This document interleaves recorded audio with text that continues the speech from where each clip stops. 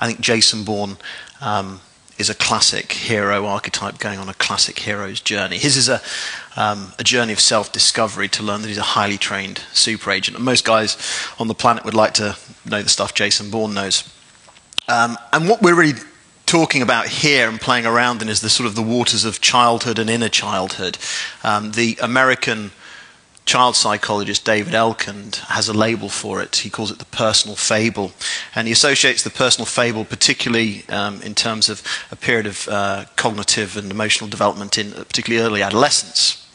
And it's about the idea of over-differentiating one's experiences and the feelings one has to the point almost of assuming you're just that little bit more unique than everybody else. A person might believe that he is the only one who can experience whatever feelings of joy, horror, misery, or confusion he might encounter. You know, sound familiar? Or it sounds quite familiar to me. Of course, we grow out of it a bit, but then there's also the degree to which we regress into it by extent. And I don't think there's anything wrong with these ideas of personal fable and personal narrative. And this plays into the world of kind of role play and inner childhood and wish fulfillment. And this is something that advertising knows all too well, and often brands actually address and play to.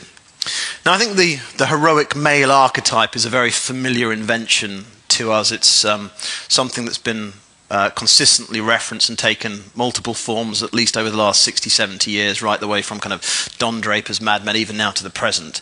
You know, Diet Coke guy, Old Spice man, the Milk Tray man, Marlboro man. These are very familiar archetypal inventions, and they endure, they work, they convince, and they help be the conduit by which they convince us to actually buy things. And I think there's something very interesting about them in terms of just how robust they are, because even as audiences and as society and culture arguably becomes more sophisticated, they're still prevalent. You know, Skyfall was the Bond movie that celebrated its 50th anniversary last year. And even in examples, which I'll come to show in 2 seconds, where ultimately there's a degree of now tongue-in-cheek and a subversion and a knowing wink, we're able to still suspend disbelief around the fact that we know that these are two-dimensional cliches, even though we know that the deeper truth of Marlboro Man is that Marlboro Man could never possibly still be with us. But they still work. And it says something, it's a testament to just how powerful and strong these are as conduits of messages, given that they can be subverted, but they can still endure.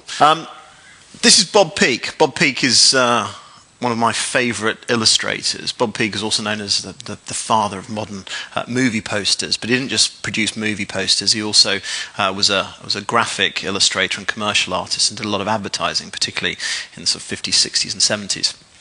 And I think this place of the visual and verbal language by which things become attractive and playing into heroic narratives or something Peak was very familiar with. And he was that rare breed of commercial artist where he wasn't a precious artist, and he acknowledged almost the prevailing fundamental of any piece of brand messaging or advertising, which is hold your audience, because the minute you've lost your audience, you've lost the potential sell. As he quite rightly said, you know, the minute they turn the page, it's over. And so you do whatever you need to do to actually make sure that they don't turn the page. And what Peak was very good at doing was grafting these very glamorous, dynamic, high-energy, rather sexy and sassy scenarios onto what are basically product sell advertising, no different to selling Coke Zero from last year. This is an example of, for 7-Up, get real action. 7-Up your thirst away. And the visual language is so very consistent. It's interesting that, you know, that the image on the left predates the Steve McQueen movie, The Getaway, that came out then in the early 70s. And you can see how it's playing with that kind of language and that kind of escapism and adventure. Just 3 examples in total. This is the second one. Winston Cigarettes, Flavour Your Fun Away, which was out the same year that also the Bond movie on Her Majesty's Secret Service came out. Thirdly, and this one I really am a big fan of, Bob Peak's Diners Club guy.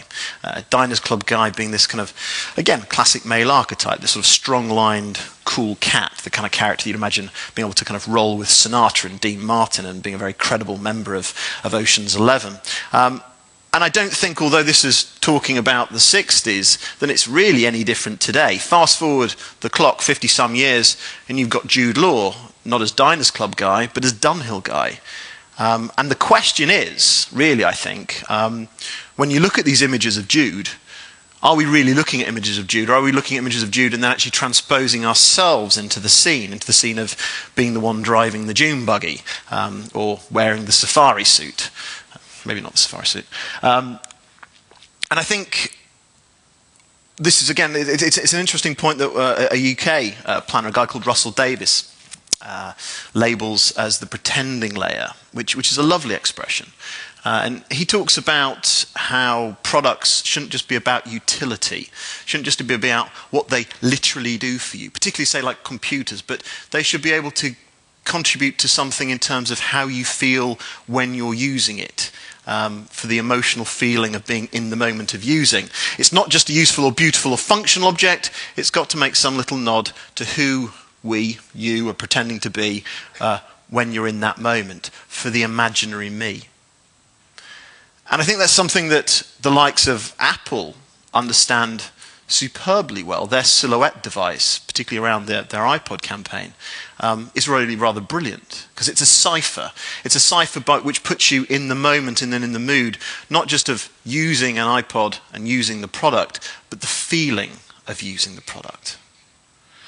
And I think that there's a flip to this. There's an interesting polemic from the point of view that while brands look on reference points to authenticate themselves, and by extension they give us and equip us with the means to actually build our own narratives, and which is, partly that explains one of the reasons for the huge popularity of social media. Social media at the same time is then affording and allowing us to build all sorts of online experiences, online identities, almost become the biographers of our own lives. And there is a valid enough criticism that potentially are we developing something like a curator's conceit, where the moments that we have aren't authentic, where we are almost detached from the moment and being in the moment, and that they're only really real once we've kind of captured them and uploaded them and tagged them and shared them, and then they're only really validated once somebody's actually liked them.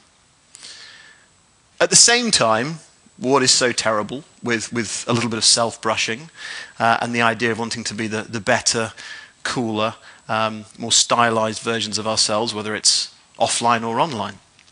And the three-time Bond film director, Lewis Gilbert, once said that the magical quality of a James Bond movie was that you get to walk out of the theatre just walking that little bit taller for a little while. And I think that's what brands can do, and that's certainly what social media brands are capable of doing.